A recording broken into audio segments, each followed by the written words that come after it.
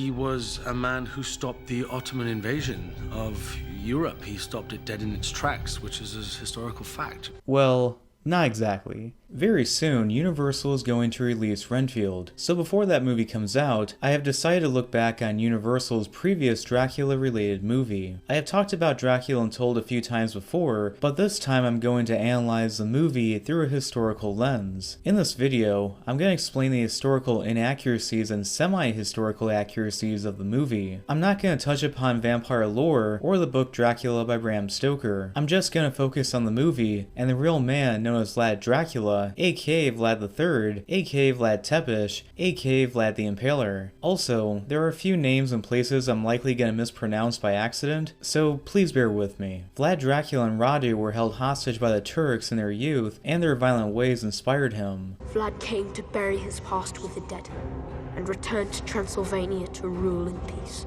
Although he was born and raised in Transylvania, Vlad Dracula ruled over Wallachia, which is the southern part of Romania. This is not what Castle Dracula looks like. This is what the real castle looks like today, aka Panari Castle, and this is a visual of what the castle possibly looked like back then. In the movie, his son is named Ingress, but his son's real name was Minhai. As for Vlad Dracula's wife, her name is lost to history, but his second wife was named Justina Szaglosi, a Hungarian who he had a few children with. Vlad Dracula did pay yearly tribute to the Sultan, but only for the first few years of his time as prince. As for the coins themselves, they did have a dragon on one side, which represented Vlad Dracula, but he did not have his face in the currency. Instead, the other side had the eagle of Wallachia. The words in the coins in the movie translates as Vlad Tepish Dracula, but he would never refer to himself as Vlad the Impaler since that's what his enemies called him.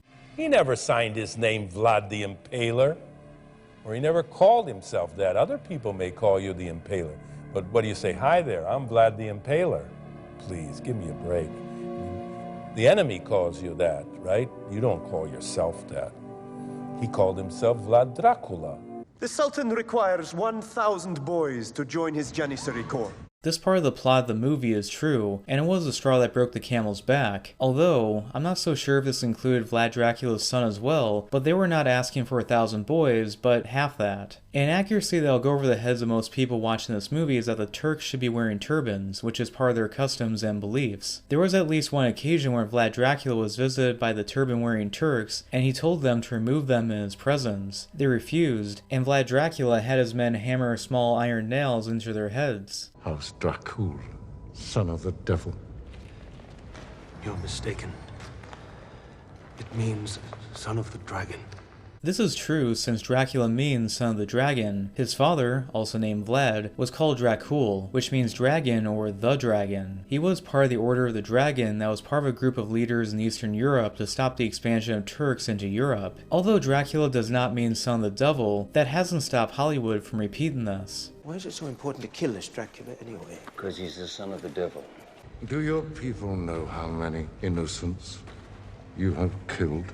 By putting one village to the stake, I spared 10 more. Vlad Dracula did torture and kill people in the thousands. He did pillage and destroy at least a few towns, but the Turks were also doing the same thing before he came to power, and would do so after his death. Even though Pope Pius II did not like Vlad Dracula's violent deeds, he was happy that he was the only ruler in Eastern Europe who was going out of his way to fight the invading Turks, while the other rulers in Eastern Europe were too busy infighting. As for the accounts of his violent actions, they could have been exaggerated by the Germans in Wallachia who had influence of the presses that would print the pamphlets back in Germany. The Germans in the area were cracked down by Vlad Dracula for their corrupt trade practices to cross the Wallachians. The number of the Turks invading the movie is about 10,000, but the real invasion led by Mehmed II was more than 100,000. Vlad Dracula had his people retreat while poisoning wells and taking food so there would be nothing of importance for the Turks to take. When the Turks made their way to Terkirveste, Mehmed II did see dead bodies of impaled people, but the numbers were far greater in history and looked more like a force of impaled victims of around 20,000. This disturbed Mehmed II so much that he went back to his country and took the majority of his army with him. In addition, the movie shows the invasion happening in the spring where they were celebrating Easter, but by the time the Turks got to the capital, it was the summer and one of the hottest at the time in Eastern Europe.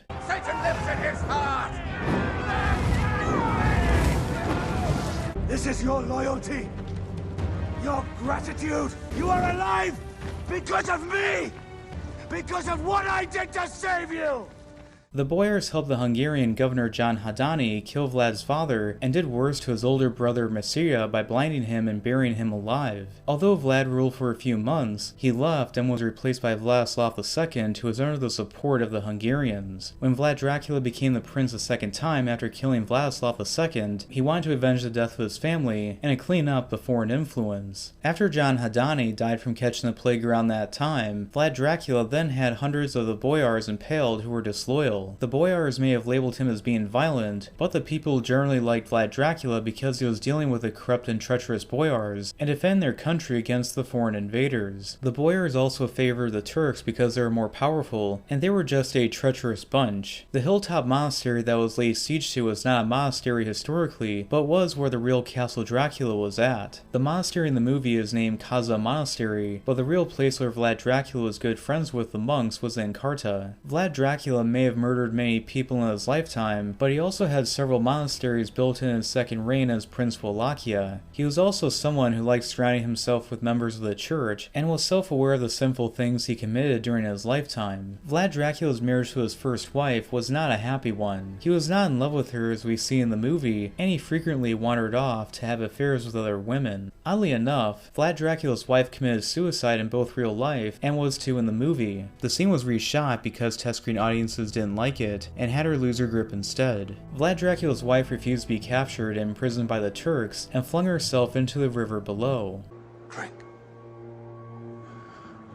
Vlad Dracula was extremely generous to those who helped him. For the men who helped him escape getting captured by the Turks, he rewarded them with about 20,000 acres of land. This attack in the camp of the Turks is loosely based on the surprise night attack led by Vlad Dracula. Known as the Night of Terror on June 17, 1462, Vlad Dracula and his men on horseback charged into the Turkish camp and came close to killing Mehmed II, but the attack failed due to reinforcements led by a Valahian commander failing to reach the camp. The swords that these men have are very inaccurate. They should not be straight-looking swords, but instead curved ones known as the Killage. It was a Turkish sword that was very effective at cutting, and they likely went with straight swords out of convenience to choreograph the fight. Also, the armor that Mehmed II wears is plated to show the Turks invading Constantinople. While Vlad Dracula's armor is very Hollywood, and his armor looked more like this, at least the armor of the Turks are very accurate. By chance, I happened to see the Turkish armor at the Army Museum on my trip to Paris last year, and this is what it looked like.